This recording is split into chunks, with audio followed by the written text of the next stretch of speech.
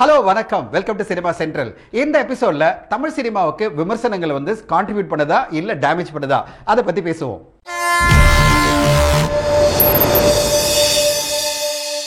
கடந்த வாரம் கார்த்தி அவர்கள் நடிப்பில் பாக்யராஜ் கண்ணன் இயக்கத்தில் சுல்தான் படம் வெளிவந்தது. அந்த படத்துக்கு பரவலா நல்ல டாக் இருந்தாலும் சில பேர் வந்து ரொம்ப டேமேஜிங்கா ரிவ்யூ கொடுத்திருந்தாங்க. அதை பத்தி அந்த படத்தினுடைய தயாரிப்பாளரான எஸ்ஆர் பிரபு அவர்கள் ஒரு ட்வீட் பண்ணியிருந்தாரு. அந்த ட்வீட்டை நான் உங்களுக்கு படிக்கிறேன். Many of our films have been supported by reviewers. I am always thankful to them. Few may have other opinions about Sultan. I value that. But let's keep some decency in our choice of words. After all, it is cinema and audience who bring food to our plates and your plates. அப்படின்னு சுல்தான் review பத்தி SR பிரபு அவர்கள் ஒரு tweet பண்ணியிருந்தாரு. அவர் சொல்ல வந்த விஷயம் என்னன்னா, நம்ம பண்ற ரிவ்யூஸ்ல டீசென்சி ஆஃப் வேர்ட்ஸ் வேணும், நம்ம வந்து மொத்தமா டேமேஜ் பண்ற மாதிரி ரிவ்யூஸ் பண்ணக்கூடாது அப்படின்ற வந்து ரொம்ப அழகா அவருடைய ட்வீட்ல பதிவு பண்ணியிருந்தாரு. சுல்தான் படத்துக்கு வந்து ஒரு பெரிய வரவேற்பு இருந்தது. இன்ஃபேக்ட் பாத்தீங்கன்னா ஒரு நல்ல வசூல் சாதனையை சுல்தான் படம் இப்ப பண்ணிட்டு இருக்கு. சோ இப்படிப்பட்ட வசூல் சாதனையை ஒரு பெரிய ஆர்டிஸ்ட் பிக் பட்ஜெட் படம் பண்றதுக்கான காரணம் என்ன? இந்த மாதிரி டேமேஜிங்கான ரிவ்யூஸ் எல்லாம் பெரிய பட்ஜெட் படங்களை பாதிக்கிறது இல்லையா? இதை பத்தி தெரியறதுக்காக நான் சோஷியல் மீடியால ஒரு சர்வே பண்ணியிருந்தேன். என்னுடைய சர்வேல என்ன கேட்டிருந்தேன்னா, reviews matter or not for big budget big artist films. Recent examples indicate they do not matter and audience are loving such big budget artist films irrespective of few YouTube reviewers running them down. What is your view? Do vote and share அப்படின்னு கேட்டிருந்தேன். இதுல பாத்தீங்கன்னா 2116 பேர் இந்த சர்வேல participate பண்ணியிருந்தாங்க. அதுல என்னென்ன opinion வந்திருக்குன்னு பாருங்க. Reviews does not matter to me for big films அப்படின்னு 40% பேர் ஓட்டு போட்டிருக்காங்க. அடுத்ததா reviews for big films does matter to decide அப்படின்னு 15% ஓட் பண்ணியிருக்காங்க. Good reviews help a film அப்படின்னு 30% ஓட் பண்ணியிருக்காங்க. அதாவது பெரிய ஆர்டிஸ்ட் பெரிய பட்ஜெட் படமா இருந்தாலும் good reviews help a film அப்படின்னு 30% ஓட் பண்ணியிருக்காங்க. I don't see the reviews at all அப்படின்னு சொல்லிட்டு 15 பேர் ஓட் பண்ணியிருக்காங்க. அதுக்கு பிறகு நிறைய பேர் அவங்க கமெண்ட்ஸ்களை பதிவு பண்ணியிருக்காங்க. அந்த கமெண்ட்ஸ்களை நான் உங்களுக்கு படிக்கிறேன். None of this அப்படின்னு சொல்லிட்டு அன்டைட்டில் சொல்லியிருக்காரு. அவர் என்ன சொல்றாரு? word of mouth is the matter அப்படின்றாரு. அதாவது மக்களுடைய கருத்து தான் முக்கியம், மக்கள் ஒரு படத்தை பத்தி என்ன சொல்றாங்களோ அதுதான் ஃபைனல் அப்படின்னு அன்டைட்டில் அவருடைய ஒப்பீனியன் சொல்லியிருக்காரு. வாட் அ மூவி என்ன சொல்லியிருக்காருன்னா, reviews matter, reviews from a general audience give a film more momentum than a critic could do அப்படின்றாரு. அதாவது ரிவ்யூஸ் வந்து கண்டிப்பா மேட்டர், ஜெனரல் ஆடியன்ஸ் என்ன மாதிரி ரிவ்யூ கொடுக்குறாங்களோ அதுக்கேற்ற மாதிரி தான் பெரிய லெவலில் ஒரு படத்துக்கு ரெஸ்பான்ஸ் இருக்கும் அப்படின்னு சொல்றாரு. ரம்யா தியேட்டர் என்ன சொல்றாங்கன்னா, mostly people watch YouTube reviews just like other YouTube videos. They don't watch reviews to decide whether to watch a movie or not, but just because they like the presentation of reviewers. அதாவது Ramya தியேட்டருடைய point of என்னன்னா, reviewers எப்படி present பண்றாங்கன்றதுக்காக தான் இந்த மாதிரி review video பார்க்கறாங்களே தவிர இதை பார்த்து அவங்க எதுவும் டிசைட் பண்றது இல்ல அப்படின்னு சொல்றாரு. அடுத்த கமெண்ட்லாம் பாருங்க. சுபாஷ் என்ன சொல்றாருன்னா, most people don't believe in reviews because most of them are paid. If word of mouth is good from common people, movie will click அப்படின்றாரு. அதாவது ஆடியன்ஸினுடைய word of mouth நல்லா இருந்ததுன்னா ஒரு படம் கிளிக் ஆகும் அப்படின்னு சுபாஷ் சொல்றாரு. இஷாக் என்ன சொல்றாருன்னா, I don't watch reviews but I just check the score given in IMDb after 1 week the film release. If it get 8+ or 10 then it is a must watch. If it is around 7 then it can consider to watch. If it is scored below 7 then I see it as not the worth to watch in theater. Just my thoughts அப்படின்னு இஷாக் சொல்றாரு. இஷாக்கை பொறுத்தவரையும் IMDb rating தான் final அப்படின்றாரு.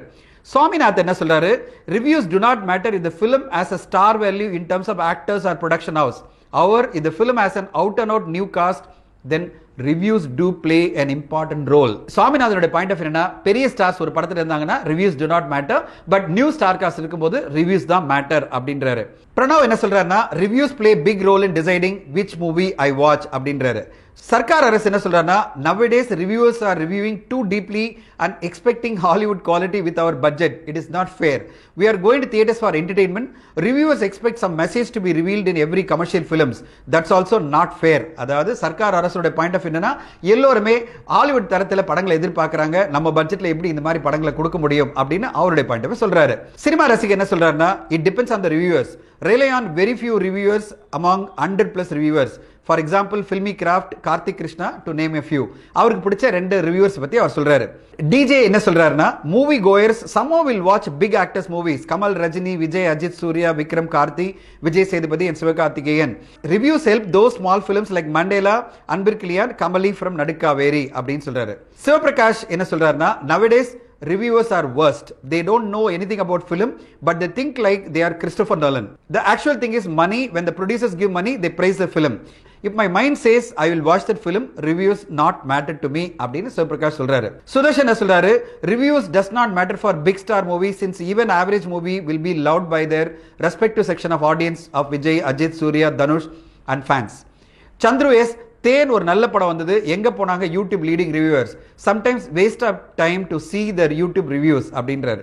Film critic tracker என்ன சொல்றாருன்னா, reviews are not matter for me. If a person who shares his thought with positive and negative aspects of the movie, that will be fine. If a person wantedly creates hate and spreading negativity, it hurts me and more genuine fans. For us, reviews is not a big deal அப்படின்னு film critic சொல்றாரு. வாசா quotes என்ன சொல்றாருன்னா, good reviews certainly help a film, but people have lost faith in reviews. Hence, people want to see the film and judge for themselves அப்படின்றாரு. I am Virat Balan என்ன சொல்றாருன்னா, nowadays reviews is not a matter for top actors. Producer at least back his investment without losing so much. If the mouth talk is too bad, then obviously the movie will be flop. For small films, you have to do like a ultra excellent movie like Mandela. Big fan of you sir அப்படின்றாரு. Doctor டிட்டன் என்ன சொல்றாருன்னா, reviews does not matter for commercial big artist movies அப்படின்றாரு. சீனிவாஸ் அவருடைய comment என்ன பதிவு பண்றாருன்னா, sometimes it really irritates to see people doing anything just for money. If money paid, they will celebrate crap movies and if they do not, they destroy even good content அப்படின்றாரு. Fruit diet இந்த comment சொல்றாரு, first of all reviews are a myth. In cinema, word of mouth matters. Reviews are only helpful for critics to earn easily அப்படின்னு fruit diet சொல்றாரு. இப்படி நிறைய comments நம்மளுக்கு வந்திருக்கு. இந்த கமெண்ட்ஸ் மூலமா நம்மளுக்கு தெரியுது என்ன பாத்தீங்கன்னா, ஒரு பிக் ஆர்டிஸ்ட் நடிச்ச பெரிய பட்ஜெட் படத்தை வந்து நாங்க கண்டிப்பா போய் திரையரங்குல பார்ப்போம். ரிவ்யூஸ் எல்லாம் எங்களுக்கு பெரிய விஷயமே கிடையாது, ஏன்னா நாங்க வர்றது வந்து அந்த பெரிய ஆர்டிஸ்ட் படத்தை பார்த்து செலிப்ரேட் பண்ணணும் தான் அப்படின்னு சொல்றாங்க. இவங்களுடைய படங்களை ஆடியன்ஸ் வந்து ரிவ்யூஸ் பெருசா இருந்தாலும் இல்லைனாலும் கண்டிப்பா திரையரங்குல வந்து படம் பார்ப்பாங்க. ஆனா மீதி ஆர்டிஸ்ட் எல்லாம் பாத்தீங்கன்னா அந்த படத்துக்கு நல்ல ஒரு ரிவ்யூஸ் வந்தா மட்டும்தான் திரையரங்குல வந்து ஆடியன்ஸ் பார்ப்பாங்க. அதை தான் வந்து நிறைய பேர் சொல்றாங்க. இந்த சர்வேல பாத்தீங்கன்னா good reviews help a film அப்படின்னு சொல்லிட்டு 30% சொல்லியிருக்காங்க. டஸ் மேட்டர் டு டிசைட் அப்படின்னு 15% சொல்லியிருக்காங்க.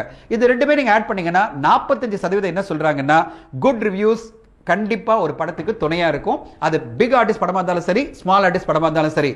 நல்ல விமர்சனங்கள் பெரிய படங்களுக்கு கூட பெரிய லெவலில் துணை புரியும்ன்றதுக்கு சமீபத்திய உதாரணமா நான் கர்ணன் படத்தை சொல்ல முடியும். கர்ணன் படத்துக்கு எல்லா விமர்சகர்களும் பெரிய லெவலில் அப்ரிஷியேட் பண்ணியிருந்தாங்க.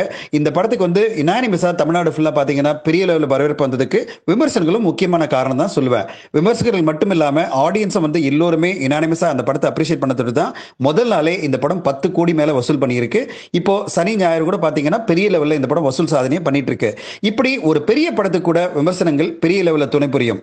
தெளிவா என்ன தெரிய வருதுன்னா, ஒரு பெரிய ஆர்டிஸ்ட் நடிச்ச ஒரு பிக் பட்ஜெட் படத்தை வந்து அவருடைய ஃபேன்ஸும் சரி, காமன் ஆடியன்ஸும் சரி கண்டிப்பா திரையரங்குல போய் பார்க்கிறதுக்கு ரெடியா இருக்காங்க. மிக்ஸ்டு ரிவ்யூஸ் வந்தாலும் சரி, இல்ல வந்து டேமேஜிங்கான ரிவ்யூ வந்தாலும் அவங்க அதை பத்தி கேர் பண்றதே இல்ல. அந்த ஃபேன்ஸ் எல்லாம் அந்த படத்தை பார்த்து செலிப்ரேட் பண்றதுட்டு அந்த படத்துக்கு ஒரு பெரிய வசூல் கண்டிப்பா கிடைச்சிடுது. ஆனா அதே வந்து ஒரு மீடியம் பட்ஜெட் படத்துக்கோ ஸ்மால் பட்ஜெட் படத்துக்கோ வாய்ப்பு இல்ல. என்ன காரணம் பாத்தீங்கன்னா, ஒரு ஸ்மால் அண்ட் மீடியம் பட்ஜெட் படத்துக்கு ரிவ்யூஸ் டஸ் மேட்டர். இந்த மாதிரி படங்களுக்கு கண்டிப்பா ஒரு மிகப்பெரிய ரிவ்யூ இருந்தா மட்டும்தான் ஆடியன்ஸ் அந்த படங்களை திரையரங்குல பார்ப்பாங்க. இப்போ ஓடிடியில் கூட பாத்தீங்கன்னா ஒரு நல்ல ரிவ்யூ வந்த படத்துக்கு மட்டும் தான் பெரிய லெவல்ல எல்லாருமே பார்த்து கொண்டாடுவாங்க. இப்போ சமீபத்தில் உதாரணம் நான் சொல்லணும் அப்படின்னா, மண்டேலா படத்தை பெரிய லெவல்ல எல்லாருமே பார்த்து அப்ரிஷியேட் பண்ணாங்க. அதனால தான் இன்னைக்கு பாத்தீங்கன்னா நெட்ஃபிளிக்ஸ்ல டாப் 10 படங்கள்ல ஒரு படமா மண்டேலா இருக்கு. இன்ஃபேக்ட் வந்து நம்பர் 2 பொசிஷன் அச்சீவ் பண்ணிருக்கு. அவ்வளவு பெரிய ஒரு வியூவர்ஷிப் வந்து மண்டேலா படத்துக்கு வந்ததுக்கான காரணம் அந்த படத்துக்கு கிடைச்ச மிகப்பெரிய ரிவ்யூன்னு சொல்லுவேன். இப்படி ரிவ்யூஸ் வந்து சின்ன படங்களுக்கு கண்டிப்பா தேவைப்படுது. பெரிய லெவல்ல ஒரு சின்ன பட்ஜெட் படத்துக்கு அப்ரிசியேஷன் வரும்போது அந்த படத்தை திரையரங்கிலோ இல்ல ஓடிடியிலோ பார்க்கணுன்ற ஒரு உந்துதல் எல்லா ஆடியன்ஸுக்கும் கிடைக்குது. ஆனா அப்படிப்பட்ட ஒரு மிகப்பெரிய அப்ரிசியேஷன் கிடைக்கலன்னா சிறு மற்றும் மீடியம் பட்ஜெட் படங்களுக்கு வாய்ப்பே இல்லை. அந்த மாதிரி படங்களை திரையரங்கிலோ இல்ல ஓடிடியில கூட யாரும் ரசிக்க மாட்டாங்க. ஆனா ஒரு பெரிய நடிச்ச படத்துக்கு இந்த மாதிரி பிரச்சனைகள்லாம் இல்ல. அதுதான் இந்த சர்வே மூலமா நமக்கு தெரிய வருது. 40% ஆடியன்ஸ் இதுதான் சொல்றாங்க. அவங்க என்ன சொல்றாங்க, reviews does not matter for a big artist big budget film. நாங்க அந்த படத்தை கண்டிப்பா திரையரங்குல பாப்போம்னு சொல்றாங்க. சோ அந்த மாதிரி படங்கள் தமிழ் சினிமால மிகவும் குறையுதான். ஒரு வருஷத்துல 200 படம் வருதுன்னா இந்த மாதிரி பெரிய ஆர்டிஸ்ட் நடிச்ச பிக் பட்ஜெட் படங்கள்லாம் ஒரு 20 படம் இருக்கலாம். அதாவது 10% படங்கள் இருக்கலாம். மீதி 90% படங்களும் சிறு மற்றும் மீடியம் பட்ஜெட் படங்கள் தான். இந்த 90% படங்களும் நல்லா இருந்தா மட்டும்தான் ஆடியன்ஸ் அந்த படங்களை கொண்டாடுவாங்க, திரையரங்குல பார்ப்பாங்க, இல்ல ஓடிடில அப்ரிஷியேட் பண்ணுவாங்க. இதை எல்லாரும் கவனத்தில் வைக்கணும். ஏன்னா அதுதான் இந்த சர்வேல சொல்றாங்க. பெரிய ஆர்டிஸ்ட் நடிச்ச படத்துக்கு கொடுக்கிற கன்செஷனை ஆடியன்ஸ் சிறு மற்றும் மீடியம் பட்ஜெட் படங்களுக்கு கொடுக்க மாட்டாங்க. இதை கவனத்தில் வச்சுக்கிட்டு தான் நம்ம படங்கள் பண்ணணும். சிறப்பான படமா மண்டேலா மாதிரி ஒரு சிறப்பான படமா இருந்ததுன்னா சிறு பட்ஜெட்ல இருந்தாலும் அந்த படத்துக்கு ஒரு பெரிய அப்ரிசியேஷன் கிடைக்கும். இல்லைன்னு சொன்னா மிகப்பெரிய சேலஞ்சா தான் மாறும். அட் த சேம் டைம் இந்த சர்வேக்கு நிறைய கமெண்ட்ஸ் வந்திருக்கு. அந்த கமெண்ட்ஸ்ல என்ன சொல்லியிருக்காங்கன்னா, நிறைய ரிவ்யூஸை நான் நம்புறதே இல்லை, ஏன்னா அவங்க எல்லாம் பெய்ட் கிரிட்டிக், பணம் வாங்கிட்டு அவங்க ரிவ்யூ பண்றாங்க, அதனால அவங்கள நம்புறது இல்லை, நாங்க வந்து வேர்ட் ஆஃப் மவுத் தான் நம்புறோம், அதாவது ஆடியன்ஸ் என்ன சொல்றாங்களோ அதை தான் நம்புறோம்னு சொல்றாங்க. இதை எல்லா விமர்சகர்களும் மனசுல வைக்கிறோம். நீங்க உங்களுக்கு பிடிச்சவங்களுக்கு ஒரு ரிவ்யூஸும் பிடிக்காதவங்களுக்கு வேற மாதிரி ரிவ்யூ பண்ணீங்கன்னா இப்படிதான் நம்பகத்தன்மை இல்லாம போயிடும். அதாவது நீங்க பணம் வாங்கிட்டு பண்றீங்கன்னு எல்லாருமே சொல்லுவாங்க. நீங்க பணம் வாங்குறீங்களோ இல்லையோ, நீங்க ஒரு பயாஸ்டான ரிவ்யூஸ் வந்து சில படங்களுக்கு கொடுக்கும்போது கண்டிப்பா ஓவராலா உங்க பேர்ல நம்பகத்தன்மை குறைஞ்சு போயிடும். அப்படி பயாஸ்டான ஒப்பீனியன் உங்க பேர்ல வராம இருக்கணும் அப்படின்னா நீங்க தராசு மாதிரி உங்க ஒப்பீனியனை கொடுக்கணும். தராசு மாதிரி அப்படின்னா ஒரு படத்தை ரிவ்யூ பண்ணும்போது அந்த படத்தில் இருக்க நிறைகளும் நீங்க சொல்லுங்க, குறைகளும் சொல்லுங்க. ஓவராலா தராசு மாதிரி அந்த படத்துக்கு ஒரு ரிவ்யூஸ் கொடுங்க. டோட்டலா ஒரு படத்தை டேமேஜ் பண்ற மாதிரி ரிவ்யூஸ் பண்ணாம நீங்க பேலன்ஸ்டா ரிவ்யூ பண்ணும்போது எல்லோருமே உங்களை அப்ரிஷியேட் பண்ணுவாங்க. இப்போ ஆடியன்ஸ் பொறுத்தவரையும் நிறைய பேர் உங்களுடைய ரிவ்யூஸ் எல்லாம் நம்ப மாட்டேன்றாங்க. அதுதான் அவங்க கமெண்ட்ஸ்ல பதிவு பண்றாங்க. ஏதோ நீங்க ஒரு படத்தை ரொம்ப அப்ரிஷியேட் பண்ணீங்கன்னா நீங்க பெய்ட் ரிவ்யூவர் அப்படின்னு உங்களை வந்து பிராண்ட் பண்றாங்க. இல்லனா ஒரு படத்தை நீங்க வந்து ரொம்ப டேமேஜ் பண்ணீங்கன்னா உங்களுக்கு பணம் கொடுக்கல, அதனால தான் நீங்க டேமேஜ் பண்றீங்கன்னு உங்களை நெகட்டிவா சொல்றாங்க. அப்படிப்பட்ட கமெண்ட்ஸ் எல்லாம் வராம நியாய தராசு மாதிரி உங்களை வந்து எல்லோருமே பேலன்ஸ்டா பார்க்கணும். அப்படிப்பட்ட ஒரு பேலன்ஸான ரிவ்யூஸை இனிமேலாவது எல்லா படங்களுக்கும் நீங்க கொடுக்கணும்னு எதிர்பார்க்கிறேன். ஏன்னா ரிவ்யூஸ் என்பது இன்னைக்கு இருக்கிற காலகட்டத்தில் ஒரு மிகப்பெரிய சப்போர்ட், எஸ்பெஷலி சிறு மற்றும் மீடியம் பட்ஜெட் படங்களுக்கு. அந்த படங்களுக்கு நீங்க எந்த அளவு ஊக்குவிக்கிறீங்களோ அந்த அளவு வந்து ஆடியன்ஸ் அந்த படங்களை தியேட்டரிலோ இல்ல ஓடிடிலோ பார்ப்பாங்க. அது மூலமா அவங்களுக்கும் ஒரு ரெவென்யூ கிடைக்கும். அதை விட்டுட்டு நான் ஒரு படத்தை வந்து டோட்டலா அதிமேதாவித்தனமா டேமேஜ் பண்றேன் நீங்க வந்து கிரிட்டிசைஸ் பண்ணீங்கன்னா எல்லோருமே அதனால பாதிக்கப்படுவாங்க. அப்படிப்பட்ட ஒரு பாதிப்பெல்லாம் தமிழ் சினிமாவுக்கு நீங்க ஏற்படுத்த கூடாதுன்னு உங்களை எல்லாம் கேட்டுக்கிறேன். உங்களுடைய ரிவ்யூஸ்ல நீங்க சொல்ற வார்த்தைகள் வந்து மிக முக்கியம். அதுதான் வந்து எஸ்ஆர் பிரபு அவர்கள் அவருடைய ட்வீட்ல சொல்லியிருக்காரு. டீசென்ட்டான வேர்ட்ஸ் நம்ம யூஸ் பண்ணணும், ரொம்ப டேமேஜிங்கான வேர்ட்ஸ் யூஸ் பண்ணி ஒரு படத்தை கீழ்த்தரமா விமர்சனம் பண்ணக்கூடாது அப்படின்றதா அவருடைய கோரிக்கையா இருந்தது. நம்ம விமர்சனம் பண்ணும்போது எந்த அளவு டீசென்ட்டா நேர்மையா பேலன்ஸ்டா பண்றோமோ அந்த அளவு யாரையுமே காயப்படுத்தாத முறையில நம்ம வந்து பிளஸும் மைனஸும் சொல்லும்போது எல்லோருமே நம்முடைய விமர்சனத்தை ஏத்துப்பாங்க. அப்படிப்பட்ட விமர்சனங்கள் இனிமேலாவது தமிழ் சினிமாவில் வரணும்னு எதிர்பார்ப்போம். இந்த எபிசோட்ல தமிழ் சினிமாவில் விமர்சனங்கள்லாம் எப்படி இருக்குன்றத பத்தி நான் டீடைலா பேசினேன். உங்களுக்கு இந்த எபிசோட் பிடிச்சிருக்க நம்புறேன். சினிமா சென்ட்ரலுக்கு சப்ஸ்கிரைப் பண்ணுங்க, ஷேர் பண்ணுங்க, லைக் பண்ணுங்க. மிக முக்கியமா உங்க கமெண்ட்ஸ்களை பதிவு பண்ணுங்க. Thank you so much for watching Cinema Central.